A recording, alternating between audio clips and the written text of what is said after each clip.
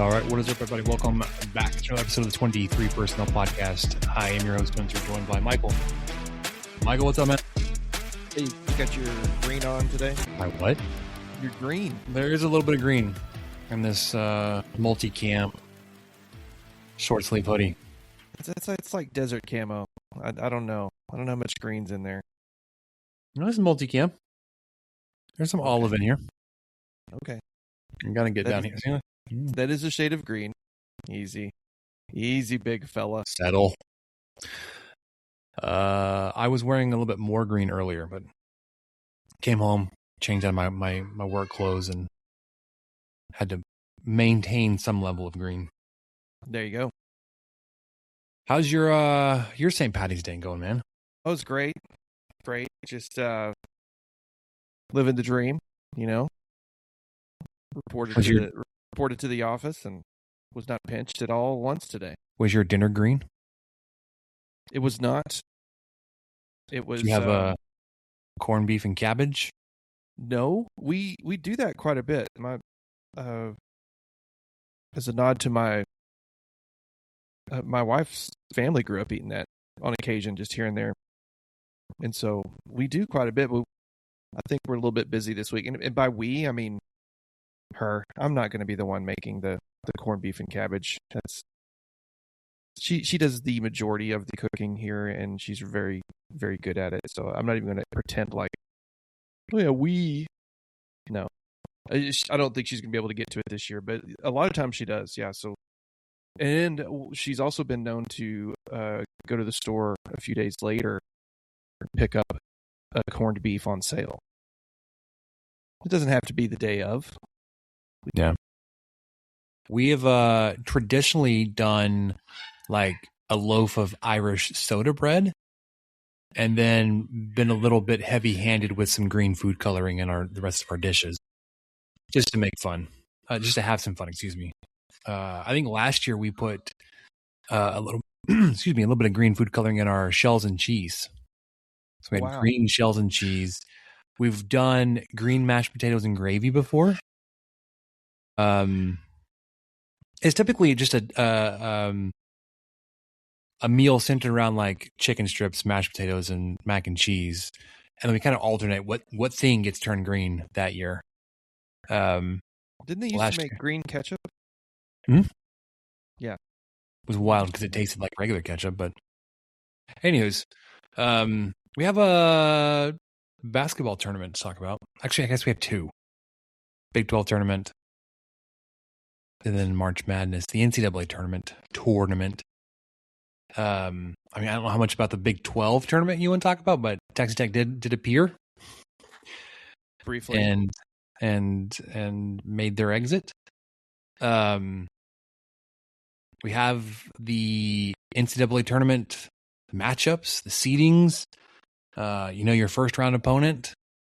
This Friday morning. Michael's trying to rage bait me here, talking about wants to get my thoughts on the geography of the Midwest bracket being held in Tampa. Well, we'll get to that. Makes no sense. But we'll talk about the rest of the Big 12 and the bracket. I'm not going to go through like game by game and preview each of the 32, I guess 34 first round or play-in games. There's two going on or have gone on by the time you listen to this. Man, it sure would suck if our man D5 just didn't even make it out of the first four play-in. Well, here's the rub. Suck for him. It really suck for him. That means Texas wins. So which could you live with better? I can live with Texas winning. Really? Okay, but think about this. The University of Texas Longhorns playing in a first four game. I do appreciate that. I really enjoyed that. Or last four, whatever they want to call themselves, that first round. Now, it's not for a 16 seed. That would have been... They reserved those for the mid-majors. Playing in the play-in game. UMBC. Howard did win tonight. They will move on to the round of Michigan. Yeah, the round of 64. So good for them. And then right now it is 36 seconds left in the half. Texas is up 30-29. And I will tell you, what commentary I got to hear of Charles Barkley and Dick Vitale has been interesting, to say the least. In just a few minutes I got to watch before we hit record. I got a... In that time, Charles Barkley called the NCAA boneheads for not addressing the transfer portal situation and other things. And I think he and Vitale got Caleb Williams, the football player, confused with a similarly named basketball player. They just kept calling him Caleb Williams. I think it was Wilson is who they meant. And they just kind of went on a rant about transfer portal and whatnot. And the poor play-by-play guy just kind of had to sit there and take it for a while, then finally chime in when someone scored a bucket. It's just excellent television. I'm trying to decide if I would like that more than Fran Fraschilla.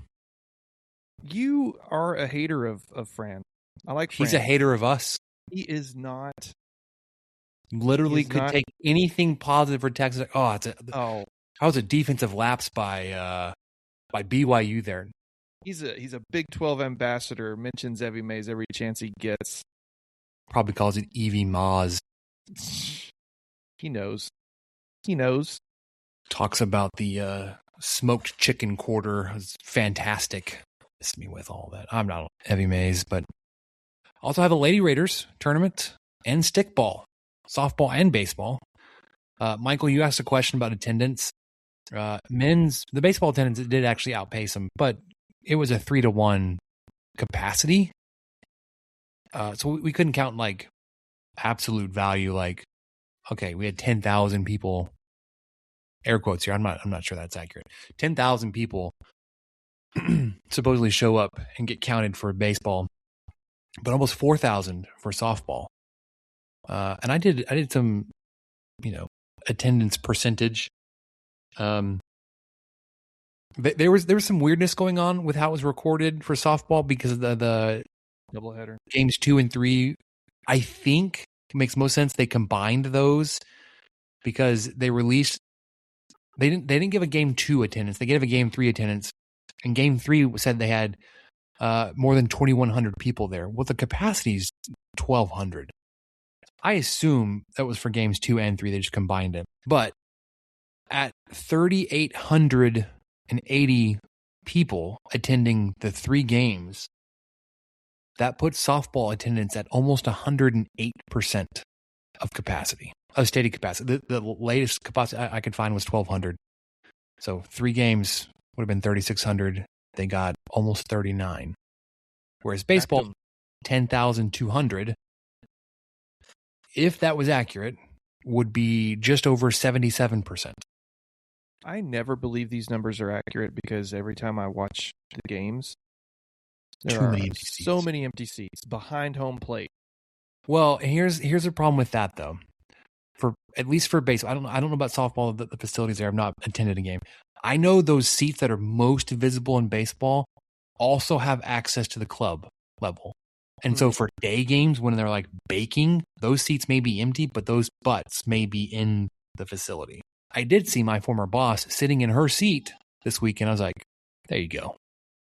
Yeah. I can appreciate that. I know where that seat is, I believe. Well, we haven't sat there. We sat in the Covenant corporate seats. She had her own private seats. They were in the shot of home plate. So like a legit fan. Angle. She's got her own. She and her husband had season tickets for forever. And I would go to a lot of Tech baseball games because of our corporate sponsorship. We got tickets, season tickets as part of that package. Well, I know we're not going to jump into baseball, but I do feel like I should give a scoring update since we're here. Dallas Baptist is currently up 11-9, but we are in the top of the 7th. Sorry, I was celebrating. I thought you were going to give us a World Baseball Classic update where the United States has tied it 2-2 in the 8th. Let's go, boys. So much baseball going on. Stars and stripes forever. Little John Philip Sousa. Just kidding. That's not it at all. Okay. I was trying to think of what it was, and that was not it. Yeah, that's it. Okay. Yeah, I think that's it. Okay, let's do basketball before we Okay. bounce back and forth anymore. Okay, so first, AP announced their All-American team. JT Toppin, our man, first team All-American. He is the first ever Texas Tech Redditor to be a first team All-American AP player. He was second team All-American last year, which is quite the honor because he's missed the last month of the season. Still, the resume spoke for itself. Got him on the first team. The other four guys, like I tell you, these guys are like, yeah, absolutely. Like, there's no questions on any of these guys. Cameron Boozer from Duke, AJ DeBanza, Darius Acuff from Arkansas, and Yaxel Lindenborg from Michigan. That's a pretty good lineup there. I wouldn't mind watching them play some basketball together. Mm-hmm. That five could do some damage because you've got. I mean, I guess you have a guard, right? You got Boozer. Someone's got to bring the ball down. And you got four bigs that could just wreak havoc across the rest of the court. Other names of note: Christian Anderson named AP All-American third team. So some good company to be in. I just can't believe. I don't know why I thought this, but I just assumed incorrectly, obviously, that Texas Tech would have had an All-American first team at some point. I think I've seen the All-Americans brought up here and there, but I may not have registered that they weren't first team. So that is really something special, that just another thing that Toppin was able to accomplish this year. Yeah, unbelievable season, and still ongoing. I mean, sorry, not ongoing for him, for Texas Tech, and also for Christian Anderson. But there were some rankings updates following the conference tournament. Not every publication, not every ranking service made updates. Texas Tech lost in the first round. Had a very tough matchup with Iowa State. I did enjoy every time I saw. It seemed like every time it was reported by Texas Tech, it was something like Texas Tech goes down in the quarterfinal of the Big 12 tournament. Like, okay, you're making it sound a little. I don't know. It just that's what it was, but it just. I mean, it's like the college football playoff. Like, yeah, we lost in the quarterfinals, and we got there because we didn't play in the first round, right? Or in terms of 2 rounds of the basketball tournament, yeah, the first 2 rounds. But because of that loss and the trajectory, the slide that you've been on, Ken Palm knocked you back to 20th. Haslametrics has you at 22nd. Net rankings, AP top 25, they dropped you back to 20th. Arizona stayed at 2. Houston stayed at 5. Iowa State moved up to 6 from 7. Kansas dropped 14 to 17. From 14 to 17, Texas Tech at 20. It extends the record program 27 straight AP appearances, and that now completes the first ever full season that the Red Raiders were ranked, from preseason to heading into the big dance. So talk about first time to have a first team All-American, and the first time you've been ranked preseason to March. Other Big 12 teams receiving votes, still BYU and TCU, although they flip-flopped from where they were when we gave that update last week. All right, so tournament. Your first game, you matched up with the 5 seed Iowa State, and it did not go well. You lost 75 to 53. Pretty much the reverse of how it went in Ames. 75 to 53 makes it sound even closer than it was. I think it was, Tech was down by 20 pretty quickly after the first half. After the second half started. Yeah, because it was... they were putting in relatively with 8 minutes left. Yeah, it was relatively close through the first 10 minutes. I think Texas Tech actually got out to a 7 or 9 point lead. Oh, it was 13-2 to start or something like that. Yeah, you're like, oh my gosh, here we go. Yeah, you're going to jump on them, and we're just going to, and then, man, I went ice cold from the field. They couldn't miss. It was just Iowa State then turned around and lost to Arizona. Nothing that that's a big, like a black eye, like, oh, you lost to Iowa State and they immediately lost. Well, they lost to the number one team in the conference, Arizona, who ended up winning the whole thing by 2. Arizona faced off against Houston, who knocked out Kansas by 22 points in their semifinal matchup. I guess that's the round. So Arizona, Houston, clear 1-2.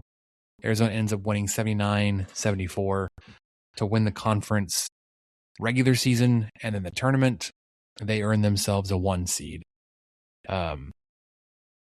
Following our discussion last week about the Big 12 players of the week, Big 12 players of the year, we had a lot of chance to hear other people's commentary on it. Pretty unanimous at like, why is Jaden Bradley on this list? So, one, he's a good kid. He's a good kid, Michael. No, he's a great player. But the Big 12 is stacked, and it was just one of those head scratchers that got other people's attention too. So you finished the season and Big 12 tournament 22-10, 12-6. They don't count the loss in your conference record, but they do count it in your overall record. So you are headed into the big tournament, the big dance, NCAA tournament. Came out, the Texas Tech had earned or been named or was given the 5 seed. And they are matched up into the Midwest region. And that bracket has Iowa State in there with you as well on the 2 seed, on the 2 line for the Midwest. Let me scroll over because it's a come on. No, I can't get over to the side. Okay, Chrome doesn't want to work for me. You're going to match up with Akron. And if we want to talk about the matchup real quick, or you want to look at the rest of the bracket, I hate this matchup, Michael. Is it kind of like looking into a mirror? Except a mirror now, they're really streaky. Yeah. I mean, what Texas Tech is right now, but also what they're not, because they're streaky in the opposite way at this point, where Texas Tech is on an 0-3 run, and they're what? They've won their last 10 and 19 of their last 20. Right, and that gives me some confidence, thinking, okay, well, my little headline tonight was almost in the streak tonight, and it's so one of the 2 things are going to happen. Obviously, either Tech is going to end their losing streak, or Akron's going to end their winning streak. I'm with you. They do concern me. I mean, they've got some guys that they shoot like 11 threes a game, which is they make 11 threes a game. Oh, they make 11? Oh, they make 11 threes a game. Yeah. But they are... I think that's something we've really shown that we can defend super well. But that is the entirety of their offense. It's not like they have size where they're going to beat you down low or, in the paint. They're a great shooting team, but it's not a team that you're like, man, we're gonna have to be super diligent on the glass and have to worry about 6'10" guys that can hit threes and all that nonsense that we were getting from the rest of the Big 12. They're hot. They can shoot the 3. They're on an incredible 10-game streak. They went 29-5 throughout the season, 17-1 through the MAC. Then they won the MAC tournament. So in terms of like trajectories, who's got momentum, who's hot, like this is a tailor-made 12/5 upset in the making, in the brewing. Haslametrics has this as a 10-point line in your favor, but if you watched either of these 2 teams lately, it's like I wouldn't have any confidence that that's going to be remotely how this game will play out. Oh, and I just closed the notes. It's fantastic. I don't have a roster breakdown for you for the Akron Zips. I don't have here's what they do well. Here's what here's where you can take advantage of them. I just know it's a 5-12 matchup. Those are one of the historically most ripe for upsets. And then I look at the direction of both these teams, and it's like, I don't like it. I don't like anything about this. Yep. And the only insight I have is Mr. Captain Obvious insight. You've got to stop Tavari Johnson. He's their scoring leader. 20 points per game, 5 assists per game.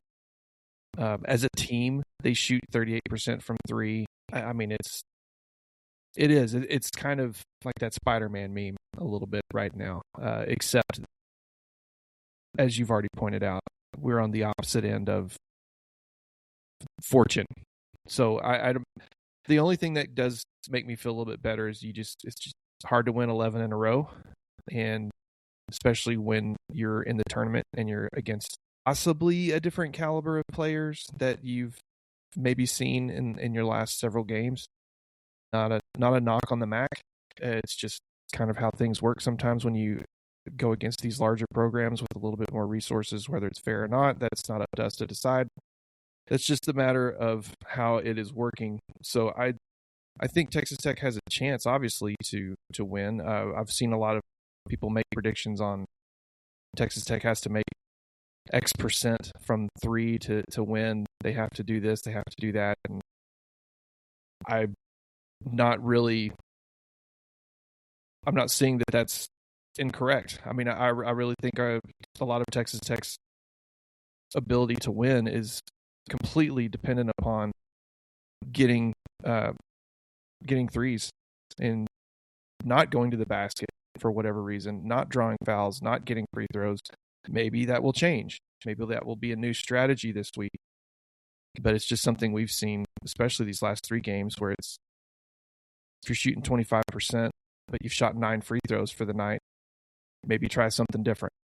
And maybe they will if that's the way this game starts to go. So I'm a little excited, but not. Yeah, this game tips off 11:30 Friday morning in Tampa, Michael. Yeah, home of the Midwest region. Yes.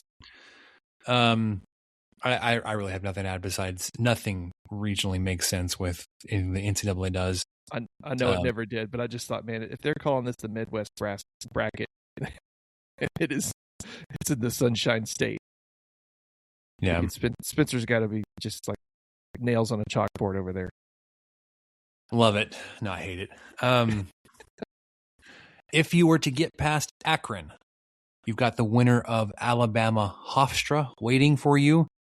If it's Alabama, I just heard that they're going to be without one of their key players. And then they had one of those odd eligibility guys that played down from the NBA or from the G League or whatever it was for a few weeks. Then ultimately came back and said, no, he's not eligible. So they're without him. Not that he was like a huge, big-time contributor for them, but got them. I have no idea about Hofstra. Other teams in the Midwest, obviously Michigan would be the one. They're facing off with Howard, who defeated UMBC earlier. Georgia St. Louis is the 8-9. Tennessee is waiting on the winner of Miami, Ohio, and SMU. That would be the 6-11 matchup. Virginia Wright State, Kentucky Santa Clara, Iowa State, Tennessee State, the 2-15. So you wouldn't see Iowa State until the Elite 8 if you were to make it that far. Arizona is the one out in the West. They have Long Island. BYU is the 6th seed on that bracket, or in that bracket. Nobody else of note, really, that I want to talk about over there. Then East, Duke is the 1 seed out East. You've got TCU as the 9 seed facing off with Ohio State. And Kansas as a 4 facing off with Cal Baptist. If TCU were to win, they'd get Duke in the second round. So they wouldn't really realistically have a shot to get to Kansas in the Sweet 16, but there's a potential matchup there. And then UCF snuck in. I say snuck in. They made it in as a 10 seed also in the East versus UCLA. If they were to win that, they'd get the winner of UConn Furman. And then finally in the South, you've got Houston out there as a 2 seed facing off with Idaho. Then they would get the winner of Texas A&M and St. Mary's in the second round to have the right to play one of North Carolina, VCU, Illinois, or Penn. So the one out there in the South is Florida. You putting together any brackets, Michael? In groups like that? I don't think I am. I typically do, but this year I've just kind of elected not to. I just not feeling it. I don't know why. What about you? We may do a family bracket, but we're not. I'm not going to get big into that. I just don't feel like downloading the apps and whatnot. It's such a lazy thing. Well, you got to get a couple apps so you can watch these games on your phone or have the CBS Sports thing. I love that the productivity, like when you're or the boss button, whatever they call it this year. Yeah. You got the game streaming, you click on that, it looks like you're working on a report of some kind. Spreadsheet or something, yeah. Yeah. Now I will blatantly have a laptop or a TV or something at the office on Friday.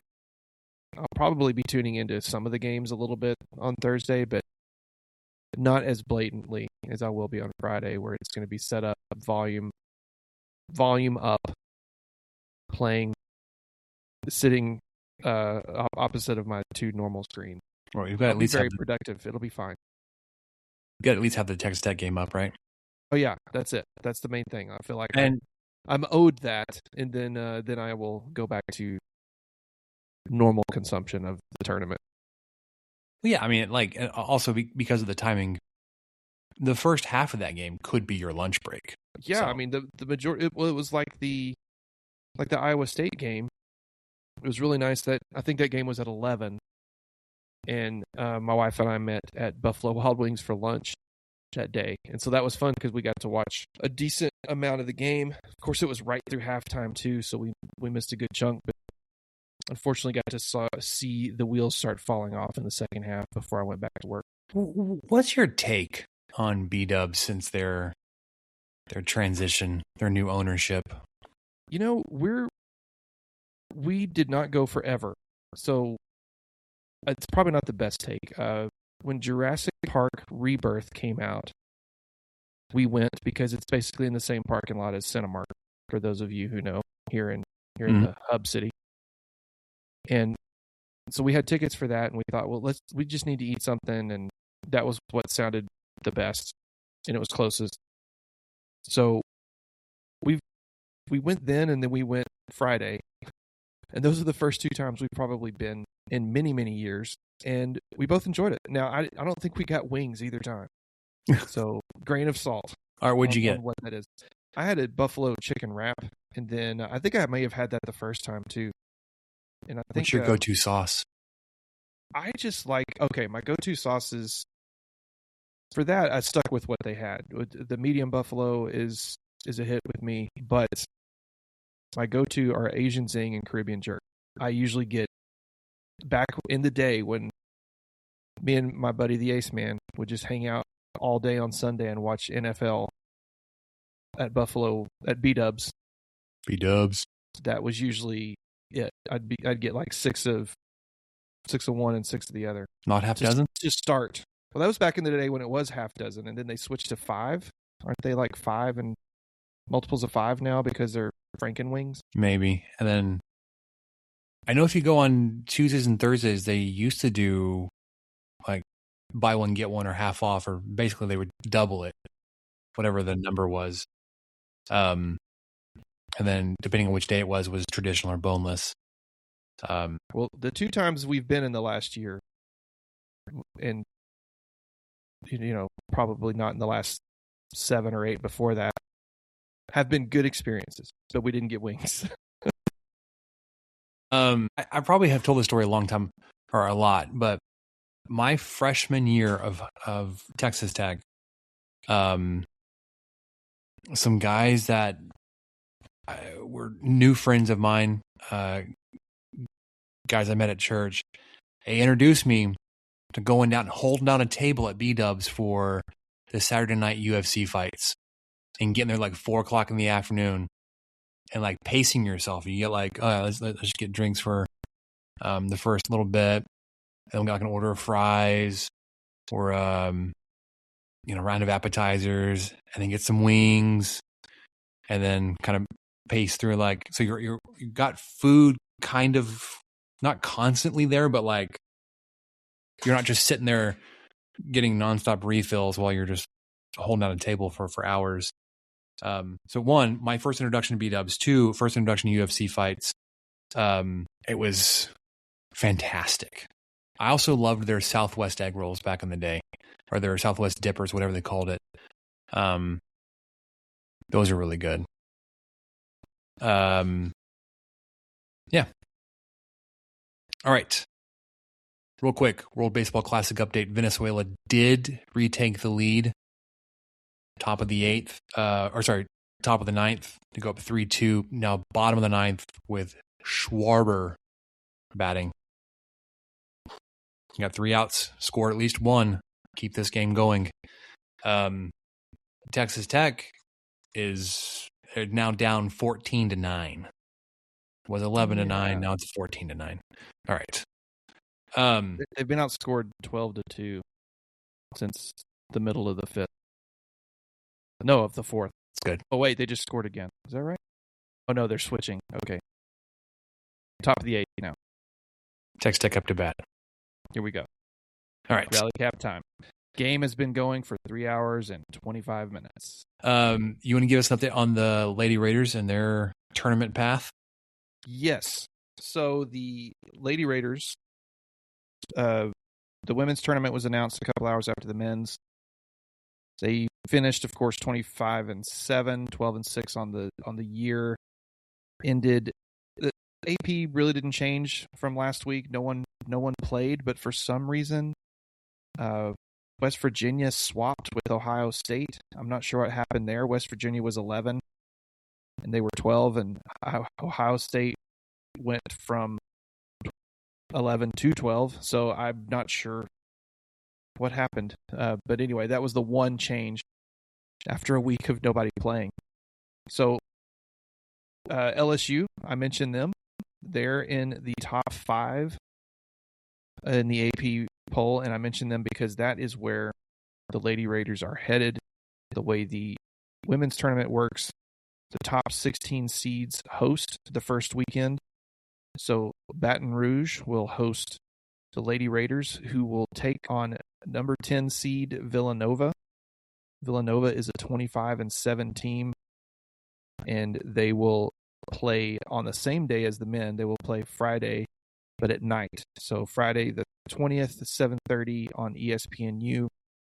The women's tournament is pretty much broadcast all by ESPN in some form or fashion, and the men's, of course, is Turner's property for the most part, CBS, True TV, TBS, TNT, all that kind of good fun stuff. So if the Lady Raiders are able to make it past Villanova, they would then play Sunday versus the winner of LSU versus number 15 seed Jacksonville. So if they're able to win their first game, odds are they'll be playing LSU, who is the number 5 team in the country right now. So I've got some I don't know, I've just still got some bad taste in my mouth from that 21-0 awful meltdown in the Big 12 tournament, and I'm sure they do too. And that's by then that will have been over 2 weeks since that happened, when they get to play again on Friday. And I'd imagine that they will hopefully exercise some demons there. Would love to see them get a win in the NCAA tournament. This is the first time in 13 years that they've been at all. But I will say, if they do get past Villanova, it's going to be a tall order getting past LSU to advance any further. But hats off to the Lady Raiders. Historic season. Unfortunately, it's been too long, and hopefully they can finish strong, like I've pointed out down here in my little. There we go. Finish strong. Finish strong. Quick update: United States down to their final out. Schwarber struck out. Gunnar Henderson pitched hit popped up. Now you've got Gunnar Henderson. Roman Anthony. Henderson was the last batter. With a 1-1 count. Needs to get on base. We need to get a runner across. Keep the game going. You know what kind of irks me? And this is because we're losing more so than anything. Watching this Venezuelan team, and it's not just them, but like especially tonight, they were celebrating, like jumping over the rail, coming out to home plate when a guy hit a single. Like, guys, he hit a single on the top of the third inning, but they were jumping over the rail like it was some kind of big time score, home run or something impressive. It was like, this is just a routine single. Like, what are we doing? But I can say that because I'm salty, because at the time, United States was not hitting well. And right now, on their final strike. So we'll see how it plays out in just a second. But basketball tournament, man, it's here.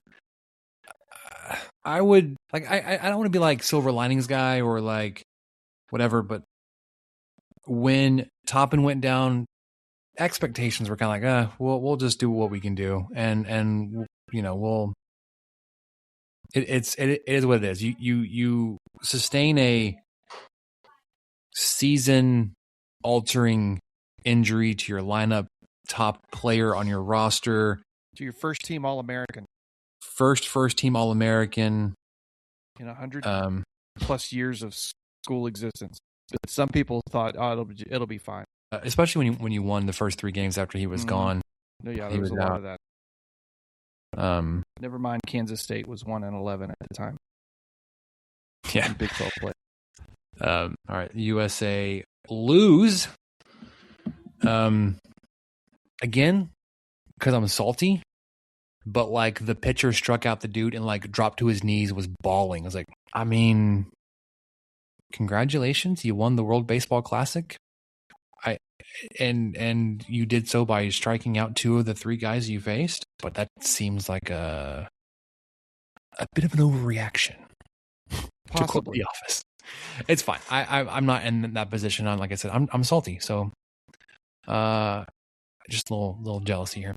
Okay, let's lean into the stickball here. Let's talk baseball and softball. We gave the World Baseball Classic update. Softball, 27-2, 5-1 in conference play. They did drop a game this weekend, and man, you saw the Texas Tech haters coming out of the woodworks, Michael, on Friday night. Texas Tech loses 9-0 to Arizona, a top 15 team. And even if you didn't see it happening on Twitter, Michael, you could probably write the tweets yourself. Like, if you had no context, you could be like, yeah, probably you spent all this money, how embarrassing, Nigel Kennedy, blah, blah, blah. And that's what you get. Literally every salty MFer from Texas, Oklahoma, UCLA, all of them, like whoever Texas Tech faced or took a transfer from or was comparing themselves to, pounced on Friday night. Like, oh my gosh, look how bad Texas Tech is. They lost 9-0 with this roster, with this. Well, you know what they did in response to that, Michael? Quite a bit. They run-ruled Arizona the next 2 games. 14-6 and 8-0. Well, in that 14-6 game, I think Texas Tech spotted them like a 5-1 lead. Yeah, so Arizona got up to a quick start, scored 2 in the first. Texas Tech had 1 of their own in the first. 3 more for Arizona, so there, yes, 5-1. Texas Tech took the lead, scored 5 runs in the bottom of the second, so went up 6-5. Arizona tied it at 6 in the third, but then Tech scored 8 unanswered. 5 in the fourth, 2 more in the fifth, and then 1 in the sixth to complete the run rule victory there. Tech hit 5 home runs on the day, including 2 from Caitlin Terry. She's got 5 herself on the season. 3 of which were in this weekend series versus Arizona. She did start, was the starting pitcher, but was responsible for all of 6 of the Arizona runs. Samantha Lincoln came in relief, picked up the win. She went 2 1/3, gave up just 2 hits, but no runs, 1 walk, 1 strikeout. Because of the weather, those that are local to Lubbock know exactly what happened this weekend. They moved Sunday's game up to a Saturday afternoon. And Texas Tech came and just continued the beatdown and scored another 8 runs unanswered. So they rattled off 16 straight over 2 games of unanswered runs. They started scoring with 3 in the bottom of the second, 2 more in the third, and 3 in the fourth. Caitlin Terry hit a 3-run bomb in the fourth. That brings her batting average on the season, Michael, to .574. Nyjah Kennedy started the third game, bounced back. She went a complete game. Of course, it was just 5 innings. I say, of course, just 5.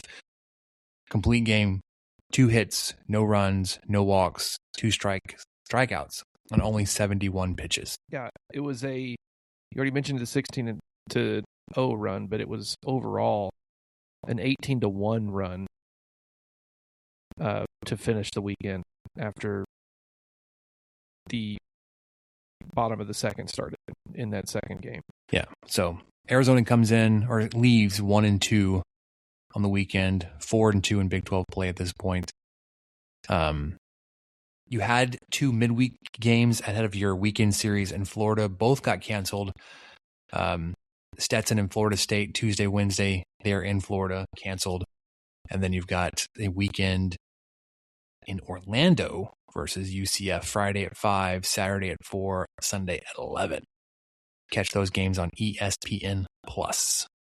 Yeah, and it looks like the Tarleton State game that was canceled for weather previously has been rescheduled for Wednesday, March 25th. So next week.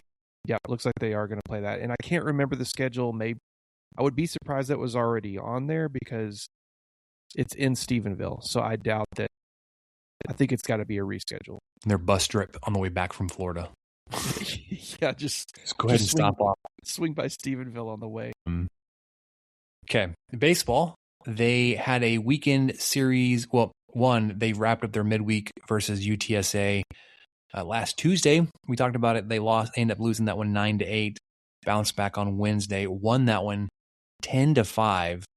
And they did that by scoring 7 runs in the 6th to swing that score from down 5-1 to up 8-5, and then held on, or you added 2 more runs to go up 10-5 there. Then this weekend, you took 2 of 3 from Kansas. You did play on Sunday, and the Kansas Bats took advantage of that one. They played in the wind, and they did some damage to you on Sunday. But Friday, you won 11-4. Saturday, 10-9. But then you end up losing in run rule fashion on Sunday, 18-7. Interesting decision to play on Sunday. I agree. That was a really bad weather day. I've seen like TikTok videos of like the dust storm from space. Our version of that, we got super high winds. Cold front that blew in, and then super high winds Sunday into Monday. Like it woke me up at 3:30, thinking things were blowing away, like we were in the opening scene of Wizard of Oz. Yeah, in the span of, I think, 4 or 5 days, it's going to go from 27 to 97 here. Yeah, I think I saw something similar to that with in the inverse. I think it was 90-something in Austin on Sunday, and then 40-something on Monday. Yeah, I think we were in the 80s we were in the 80s on Saturday, and then the cold front blew in Sunday and got down into the 20s Sunday night. Then the high was 45 on Monday. High was 70-something today, and I think the high will be 97 on Friday. It's fine. It's great. It's springtime. I don't miss the wild swings, and I don't miss the wind. I said I don't miss the wind. We have wind here. It's not as high. And then our dust is more beach sand than red dirt. We've got a little bit more of a insulator there with the humidity kind of holding things a little bit more stable. Let me go ahead and just punch the microphone. Mm-hmm. It says we got to 64 today. I don't think we did. 74 tomorrow. We peak at 84 on Saturday before coming back down for a little bit. All right, so you are in Dallas tonight. The baseball team is at Dallas Baptist. Last we updated you, both teams have scored. It's now 16-10. You just gave up a 2-run home run. Love that. Yeah. DBU is always a tough out, even in Lubbock, but being on the road and this year's pitching is always a little dicey. And then this weekend, you were in Tucson for a weekend series versus Arizona. Catch those games on ESPN Plus. Yeah. There are some football things to talk about, Michael. Unless there's something else you want to touch on with baseball or softball. I'm good. All right. So we didn't mention it last week, but it's been spring football practice has started. It was started a week ago. Getting media availability, sound clips, quotes, and such from coaching staff, from players. It's hard to gauge the strategy of or where it came from, but that Brendan Sorsby quote about Micah Hudson looking phenomenal. It's like, man, was that kind of fed to him? Like, hey, go ahead and hype up Mr. Hudson here, or is that legitimate evaluation on his part, or is he just observant enough to know that like a lot of people want to see him do well, and he's just like, I'll give the people what they want. Well, there's a little bit of film to back it up, but not a whole lot. I think I saw one pass to the end zone, but I wouldn't put it past Sorsby. I think he's pretty savvy, and he knows how to get some clicks and some play, and I would not put it past him one bit to be like, oh, okay, I think I should mention Hudson here, and he may have also been impressed by him, but I also think a little bit of both. Yeah, even if he was impressed by him, he doesn't have to say something, but I think he knew it would be a good idea if he did. Get some traction on the socials. That's all right. Yeah, I'm okay with it. It's spring. Everyone's going to eat up every little quote and all that.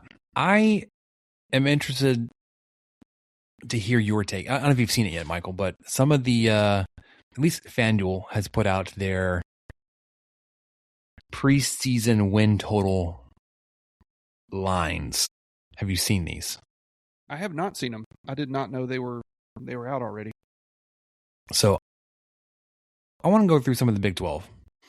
FanDuel has their conference winners, the odds here. Texas Tech is overwhelming favorite here at -115 to repeat. Utah is at second at +700, which I don't know so much about that one. BYU is at third at +750.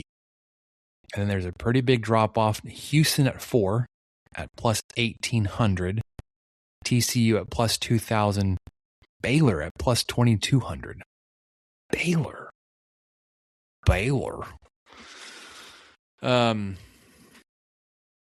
Initial thoughts or impressions there, Michael? I'm surprised that I don't know. I am a hater, so here we go. Doubting BYU just seems dumb again. I mean, I'm not sure why they've continued to do that the last couple years and put Utah above them. Utah has a brand new coach, don't they? Yep. Well, the first time in 20 years they have a brand new coach, and they think, oh, they're just going to roll through the Big 12 like it's nothing and go second. Okay, we'll see. We'll see how that goes. I don't have their schedule pulled up. It may be a difference in what their schedule looks like and who they get where and when. I do know our favorite podcast, we're talking about the non-conference scheduling again, Michael. And what the BYU schedule looks like. And they were very effusive in their praise in saying that BYU's got a good schedule this year. They mentioned Utah Tech and Notre Dame. I mean, one of those things, it's hard to tell which one's which. Which carries more weight between those two, I wonder. But between those two, BYU gets that's a good schedule. Whereas Texas Tech has, that's a laughable schedule. What are they doing? It's ridiculous. We're winning football games. That's what we're doing. We line them up and we play who comes to town. That's BYU's credit. They won every other game besides Texas Tech. That's right. And they're getting third. The hell doesn't make sense to me. I kind of think I like that. I'd almost put Houston above Utah. I feel like TCU's in the right spot at fifth, I believe, or was it sixth? TCU, right? Yeah, they were next after BYU or after Houston. So Houston was 4, then TCU's 5. I could see BYU 2, Houston 3, and then Utah or TCU. What about Oklahoma State, man? What about them? Who even knows? No, nobody knows. I mean, they could be 2024 Indiana. We don't know, but I'm not going to be the one to say it. I want to rattle off some of these Big 12 regular season win totals from FanDuel. You want to go top down or you want to go alphabetical? Let's go top down. It's too hard for me to jump around. All right. Texas Tech. I want you to guess this one, Michael. Well, if they have us winning the Big 12, I'm going to say 10.5. 11.5. They are setting it up for everybody to hammer the under because, let's be honest, you have 12 different possible outcomes and only one of those is going to be, like, if you were to pick the over, you're only one possibility for that to work. Yeah, go 11 other ones to work. Yeah. Yeah, their line 11.5 for Texas Tech. Wow. Wild. At least to me. To me too. I don't disagree that, like, you've got a favorable schedule to do it. I would have thought it would have been like 9.5 or 10.5, but here we are. Okay, so second on that list was Utah. They are at 8.5. Wow, 3 games back. And so is BYU at 8.5. Now, they've got Utah over 8.5 at -144, whereas BYU 8.5 is at under, is getting the majority there, -124. So I guess that's where they split the second, third. Okay. Taking the under on BYU means they're going to lose 3 conference games and probably Notre Dame. When, I don't know. I mean, I guess you can kind of squint and say, okay, well, they lost their top 3 receivers. It's kind of a big deal. They lost their defensive coordinator. They lost their all-conference type of linebacking crew. Like, you can kind of like see how that could be pieced together. And maybe 8.5, like, good for second in the league, but that's wild to me. Houston, 7.5. This feels like an easy over for me. Yeah? I agree. For what they've been doing and building, and 7.5 just feels awfully low. Arizona also at 7.5. Probably over, but like 8-4. Whereas like with Houston, like, man, they're probably closer to like 9-3 than 7-5.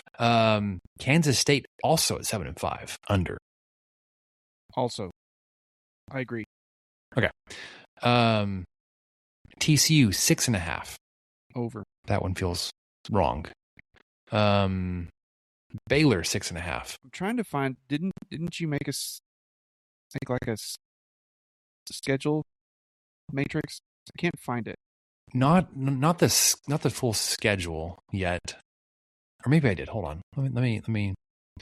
me go through the files here. The drive. Yeah, but I don't think I want to be a hater and just say under on Baylor 6.5, but their schedule might give them an advantage that I'm not considering. So Baylor has Auburn, Prairie View A&M, Louisiana Tech as their non-con. You could win all three of those. And they're all at home. Oh, sorry. Auburn's in Atlanta. Then they get Colorado, Arizona State, bye, TCU, Kansas, UCF, Iowa State, BYU, Texas Tech, Houston. Now, when we did do the early projections here, I did circle some of their tough stretches. They've got a 3-game stretch. They've got 2 3-game stretches that could really swing this. Arizona State, TCU, Kansas, which for Baylor may be difficult. I wouldn't say that's for everybody. But then they end the season, BYU, Texas Tech, Houston. That one's going to be tough. All right. Who else were you asking about? Houston? Oh, that was it. We were just at Baylor. Okay. It collapsed all of them. That's fantastic. It said Kansas State was 6.5. Sorry, 7.5. Yeah, I want the under on that. Arizona State 6.5. Over. So their non-conference is Morgan State, Texas A&M, and Hawaii. Not in consecutive weeks. They get Kansas in week 3 in London. But then they have a game. That sounds impossible to pick. Then they have an off week. Then they host Baylor, Hawaii, Texas Tech, Kansas State, BYU. That's a tough stretch for them. Okay, under. Colorado, UCF, Oklahoma State, and then finish with Arizona. Cincinnati 5.5, Iowa State 5.5, Kansas 5.5, Oklahoma State 5.5, UCF 5.5. Who knows? West Virginia 5.5. With any of those, who knows? Yeah, I can flip a coin on any of them. I can talk myself into either one. Well, one, I want to get your opinions on okay, at least FanDuel thinks it's going to be Texas Tech and then everybody else. It'll be a fight for second. Literally a 3-game gap between 1 and 2. 11.5. I love the confidence boost there, but that you're only setting up for disappointment for Texas Tech fans. We were supposed to win 12 games, right? And okay, when you go under and win 11 games, how mad are these people going to be? And then you've got actually BYU at 8. BYU at 8.5, which I thought was under or a little low, and then Houston at 7.5. All right, I want to get to what do we learn because we got a couple of things here to knock out. Anything else football related before we mosey on over? No, let's do it. All right, I don't know how much you're on TikTok, Michael, if at all. No. Then I'll be brief because I'm sure enough of our listeners would know about this. There is a current trend. It's probably wrapping up about now because that's how these things go on TikTok super fast. Of big names in pop culture from late 80s, 90s, and early 2000s doing a slideshow throwback, and it says POV, point of view. What were you like in the 90s? And it's playing. It's got Iris from Goo Goo Dolls playing. So it starts off with a shot, a selfie photo, or a short video of this person now, and then it goes back and does a slideshow of them and their roles or their highlights of their career from the 90s, and it's got a stranglehold on us millennials. This was my childhood. These are the people I grew up with. These are the people I idolized that shaped my youth. Got actors like Kevin Bacon and Kevin Costner, and singers like Randy Travis and the Goo Goo Dolls and Backstreet Boys and stuff like that. The cast from Sandlot all did it, which was crazy. There's a couple from oh my gosh, I'm blanking on this name. It's a kids movie with Alfalfa. Little Rascals. Little Rascals. Just stuff like that. And it's just some of it's funny.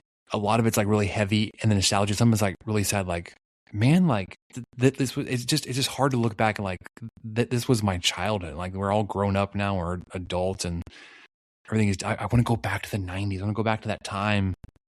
And it's just, it's eating at some of us older millennials with the nostalgia, Michael. It's probably good I haven't seen it because I can get roped into that sort of thing really quickly. I think I saw a video on Facebook where Robert Earl Keen did it, but I didn't know it was a trendy thing. I didn't know it was like something other people were doing. I saw a lot of covers from him recently. I don't know if he had a birthday or what, but he was celebrated recently, and my algorithm picked up on that for me. So I did see that, but I didn't realize it was part of a much bigger trend. There was one I saw. It was one I saw today. It was Randy Travis. I didn't know what his current state was. Yeah. So when I saw him, I was like it's one of those things where it's backwards, where you see them now and you don't recognize them so much, like because they've just been out of the spotlight for long enough, or they've had a lot of change physically. Haley Joel Osment was one that caught me off guard. Because one, you knew him as a child actor, and I didn't really follow him as he grew up. And I'm not like body shaming him, but he's put on some weight and looks nothing like his youth actor self. Yeah, I don't look like I did when I was 11 either. Yeah. So like when I saw Randy Travis, and I was like, who is that? Like, but then there was a smile, like I recognize that face, and then it goes back to like the throwback pictures, like, oh, that just like gutsy, man. It was an awful stroke, I believe, wasn't it? Several years. You would ago. know better than I would. He had something. And I may be completely wrong. I don't know if it's palsy or what it is exactly, but I believe it was a stroke, and he was no longer able to sing and communicate even, and I think he's gotten better, but it will never be, what he will never be able to do what he was able to do prior to the incident, whatever it was. Well, so this happened in 2013. Suffered a near fatal stroke from viral cardiomyopathy and congestive heart failure. That's even further back than I thought. I thought it was maybe 10 years ago. I didn't realize it was 2013. Yeah. Left him with profound speech and physical limitations. Yeah. Anyways, yeah. If you haven't seen it, I'm sure it'll be on Facebook soon, because that's about how these videos work. Well, I've been talking about it, so probably the second I pick up my phone, it'll show up. Yeah. So there are some where like, you're like, man, time has done them well. Samantha and she holds this opinion a lot stronger than I do, but like somebody like Kevin Bacon, you think is aged and matured well. Like he looks better as a mature adult than much more than when he was younger. Keanu Reeves hasn't really changed much. His was one I saw a lot of. But then there are some you're like, man, there's like no telling who this person was. Amanda Bynes, Kel Mitchell was one that I saw today that was like it was one that like it hit hard. It was like, man, I don't know why this one kind of made me sad. He's doing well. It's not like whatever. It was like just look at all his roles, whatever from the 90s, and he and Keenan. Anyways, so there's that. Do you want to go back and forth? Or you want me to do my other one real quick? Yeah, let's go back and forth. So, okay, I just wanted to shout out to not a sponsor. The family and I, we went to the three of us. Could be. We went to Double Nickel this weekend here in Lubbock. My daughter, who's not really super fond about clothes shopping, but has gotten better about it. Anyway, her and her mom went to celebrate spring break and took the grandmothers, and they went shopping at the mall on Friday when school let out. And while they were there, my daughter picked out a really nice, pretty dress. And then she decided that I needed to take her and my wife out for a really nice dinner on Saturday. And I was go. Like, hey, let's make this happen. So, I mean, we did it right because she wanted to do it. And she wanted to dress up and wear a new dress, and she had this pretty bow, and she bought some clip-on earrings. She never really messed with those too much, and she showed some interest in getting her ears pierced, but it's just kind of hard to time it between sports because you can't leave them in, and even taking them out long enough to play, I've been told, will sometimes mess it up or risk infection and all that kind of stuff. So anyway, so took the family, double nickel, had a wonderful evening, and just really enjoyed ourselves. Didn't just forgot how nice it was there too. I mean, the food was excellent. We all really enjoyed our food, but it's the atmosphere is so great. It's darker, but not like pitch dark. It's quiet, but it's not so quiet that you can hear the tables around you talking, or you're worried that they can hear you. It's just the right amount of, man, I can. And this was a direct contrast. So we went to Texas Roadhouse last weekend. We had some gift cards from my mom for Christmas. And so we went there, and we couldn't hear each other talk. Like my daughter kept trying to say something to us, and I was doing that thing where I was leaning down, like, "Hey, I'm sorry, you're gonna have to say that again." And we did that. I don't know how many times we did that. And so we had that recent memory, and then we went to Double Nickel a week later, and we're like, man, that was nice. We just talked normal volume, and I mean, not that we don't like Texas Roadhouse. We're surprised at how much we like it. But yeah, this was definitely a different experience. So that was a lot of fun. Still the best steakhouse in town. Don't let anybody tell you anything different. And a lot of it's because of what I just said right there, because you can actually hear the people at your table talking. Some of the other steakhouses in town that are on the south side of town, you might as well just be at Texas Roadhouse. So I've never been to Double Nickel. Sorry, I've never eaten a Double Nickel. I've walked into there for something for work once. I was like delivering something. I couldn't even tell you in what capacity I was delivering something. I don't know if it was when I was helping out with my sister's flower shop there in town, or if it was for something for Covenant. No, you know what? It was probably when I was working for Visit Lubbock. That had to be what it was. So that was 2015. It was a while back. And then the only other exposure I have to it, there was a former intern, and then the girl I hired that reported to me at Covenant. She was a server for a little bit at Double Nickel. So she could tell you some fun stories about Lisa. Oh, I'm sure. We enjoyed our fried cheese on the side, by the way. Did you get Bananas Foster? Supposedly they have a really good dessert. No, we did the chocolate fudge cake that was topped with like caramel pecan drizzle with a scoop of vanilla ice cream too. My kid she ate. We had bacon wrapped shrimp. We did the whole thing. We had bacon wrapped shrimp, and then she had chicken breasts and French fries, and then I had a ribeye, and I cut off like 3 or 4 pieces, small bites for my daughter, and then she later on was like, "Dad, I need some more of that." I'm like, okay, so I cut off. So anyway, I mean, she ate, man. She had 2 of those bacon wrapped shrimp, a good portion of her chicken, a good chunk of my steak. Then, yeah, she did. And then probably at least a third of that giant piece of cake. So it was great. So there's a steakhouse not far from us, kind of around the corner. I'm trying to gauge. I haven't been there yet. It's called Nico's. And it gives off the vibe of like a higher end steakhouse. I wouldn't say quite like a Double Nickel or a Las Brisas, but somewhere closer to that than like a Texas Roadhouse. I gotta go try. It's just, where I it's hard for me to justify spending money on a steak where I feel like I could do it better at home and not have to deal with people. I'm so peopled out most days. I was like, I don't want to deal with getting around other people. And when we're gonna go out to eat, we're gonna do something typically a little bit more like I want to do something that we can't do at home. Like Sure.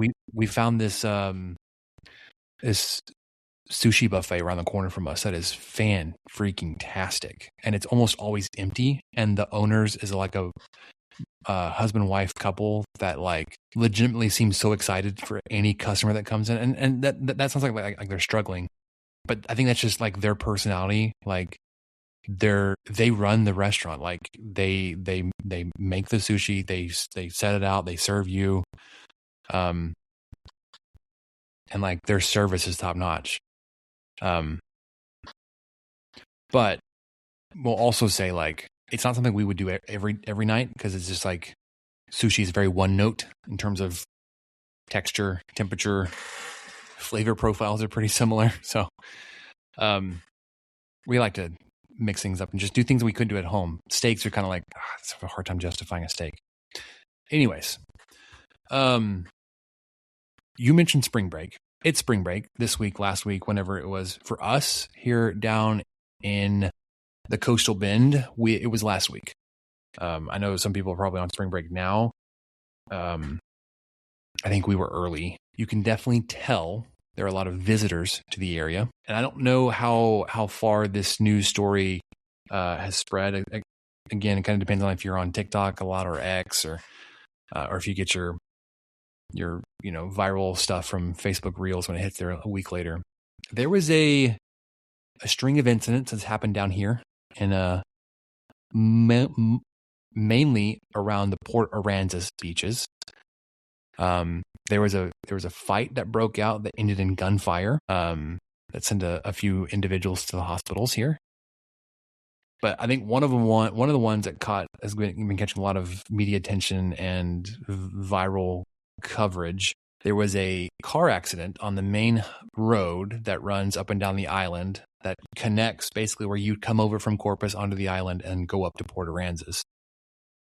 There was a Jeep that rear-ended a Tesla, and there was a individual from the Jeep that was ejected, and is hospitalized with some serious injuries, as you can expect when you get ejected from a rear-end collision on a highway. Michael, there are videos circulating of this individual where he was car surfing moments before the accident happened. He was on top of the Jeep on the highway doing dumb things. I think everybody in that Jeep was intoxicated. So just one, don't be stupid. But definitely don't drink and drive. That's the big point here. And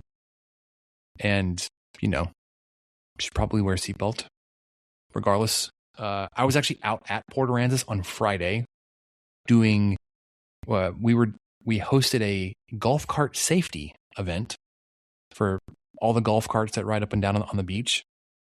A lot of people will use the golf cart to get to the beach. And it's like, well, that's a little extra iffy, because now you're taking a vehicle that's, I think a lot of people don't really categorize it as a vehicle, and they treat it as a vehicle, but then they don't consider it a vehicle. Like, you're not wearing seatbelts, you're not enclosed in, these things aren't really made to sustain any kind of impact, but then you're driving around as if it's a car. And then for this accident to happen, I think it was Saturday. The fight that ended in gunshots happened on Friday. I was there Friday.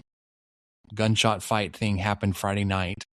And then this big accident, I think, happened on Saturday. So spring break down here has been a little wild, as you could probably expect. But don't drink and drive. That's just stupid.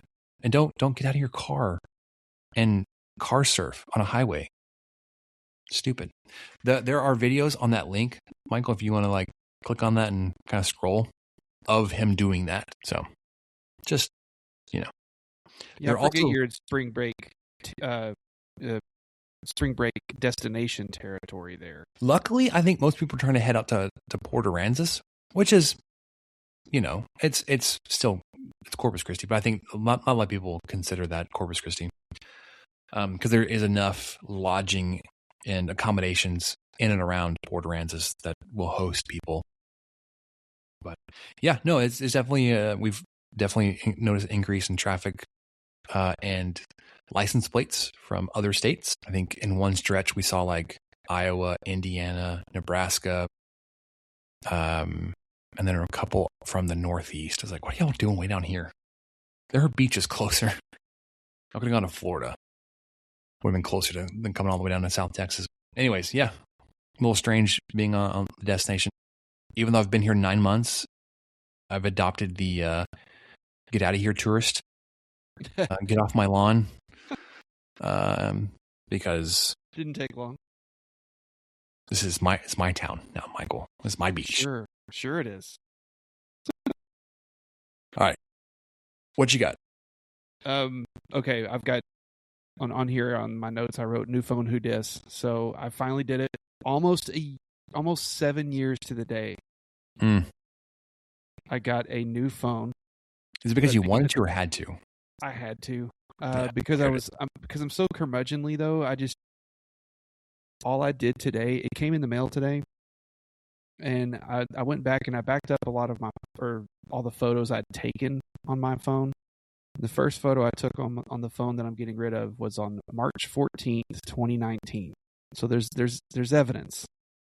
So anyway, that was the first, probably the first day I had it, and then so it wouldn't take a charge anymore. I think I've talked about this. I went with the Google Pixel because my wife has had really good luck with hers. She's really liked hers, and they had a heck of a sale recently, like $200 off for some color that nobody wanted. I guess I don't care. I wrap it in a black case anyway. So anyway, I got it. I started setting it up tonight, but I have yet to transfer the SIM over because I just don't want to deal with it yet. Google makes it easier. I mean, I think it's got all the apps. I think most of my login info is there, but I opened enough apps earlier, just connected to the Wi-Fi, and it was asking for passwords. And I was like, yeah, I don't have time for that. So I'm still using the old one probably until, I don't know, maybe tomorrow I'll actually switch it over. But I'm just not ready to let go yet. So I've got a brand new Google Pixel 10 or whatever charging in the kitchen, but I can't make any phone calls on it yet. So we'll get there eventually. The Pixels have caught my eye for when I need to upgrade my phone. It has nothing to be that or just go back to the Samsung Galaxy, whatever iteration is current at that point. I am on year 3 with my iPhone, which means it's basically useless at this point. I've talked about how like the charging port, it was one of the last phones with a lightning, that it's inoperable. I can't plug anything into that. Nothing works. It may have been from fall damage. Like there's no cracked glass or anything, but like fallen enough where that doesn't work. Bluetooth connection is just horrendous. It'll just drop randomly. I have to use a magnetic charger to charge it, which is convenient because that's more universal. But it's slow, right? It's slower. It doesn't work in the car. So Nope. if I have to be in the car for long periods of time, I have to go in with a full battery and be ready to put on a charger, or have one of the mobile magnetic chargers with me, which I have one. But we're getting about there. The problem was because these phones got so expensive, and they were trying to make sure that nobody really felt the price increase. They changed the payment month terms to, it's either 30 months or 36 months, where it used to like you would upgrade your phone every 2 years, you paid off in 2 years.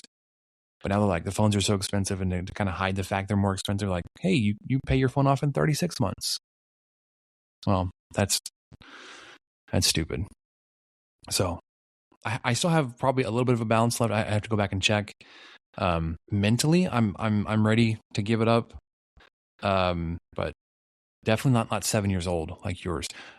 My work phone at Covenant probably was approaching being that old.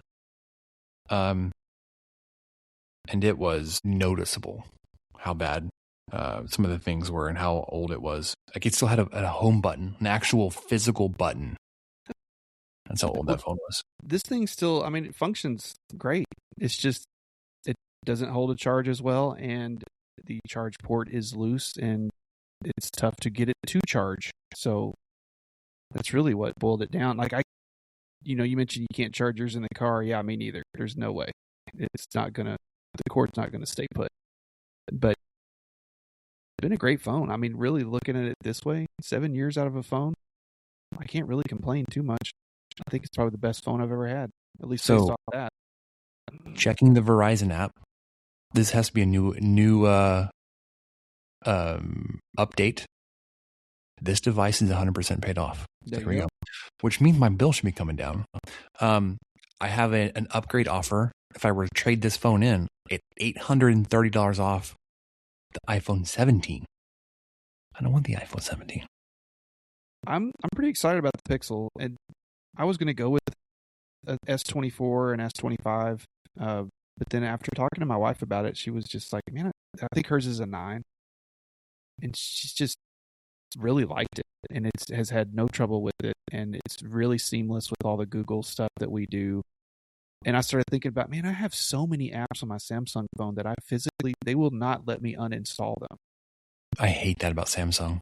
Right. That's the biggest detractor. It's like you can't get rid of some of the bloatware. And that was exactly why I thought, well, let me try something different. This will be the first non-Samsung phone I've had since my BlackBerry crapped out. So it's been a minute. I've been in the Samsung fam for a while, but at least 15 years, I'd guess. But it's just, I thought, well, I'll try the Pixel and see how this goes. And yeah, I look at all the apps. There's a bunch of Google apps on there that I probably will never use, but I can uninstall them. They don't, tell you can't do it. So it was crazy. My phone's so old. I had it on AT&T when I first got it, and I've been on Mint for the last 3 or 4 years. And so I have all these AT&T apps that were on there still, and Samsung apps, and like I even had like this Bleacher Report app that it wouldn't let me. Bleacher Report and CNN. Those were installed from the factory, and they've been on this phone for 7 years, and they would not let me. It reminds me of I don't know if you knew this because it was an iPhone thing. There was an iPhone iteration that came out with like a U2 album loaded onto it. You couldn't get rid of. Yeah, I remember there were so many people ticked off about that. It's like, yeah, that's one of their.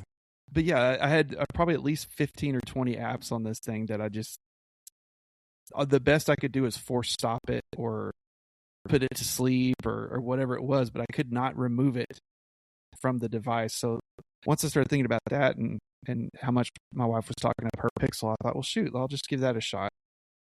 And well, I wish I could give you a review because I've only had it for 3 hours, and it's mostly just been on the charger updating and downloading apps that I now have to log into. Well, Samantha won't let me immediately upgrade it. She's like, you don't want our bill to go down? Enjoy our bill being, my phone being paid off and us having a lower bill. So yeah, let me know your experience. That would definitely be one of the phones I would consider. So yeah, I will, man. I think that's plenty of non-sports talk. I think we've gone long enough. And what we learned: don't drink and drive. Double nickel still slaps. New phone. What's the first thing I brought up? It doesn't matter. I'll do it for us in Tech Personal Podcast. We'll be back to talk about the appearance for Tex Tech and the Big Dance. So Michael, I'm Spencer. I'll catch you guys next time.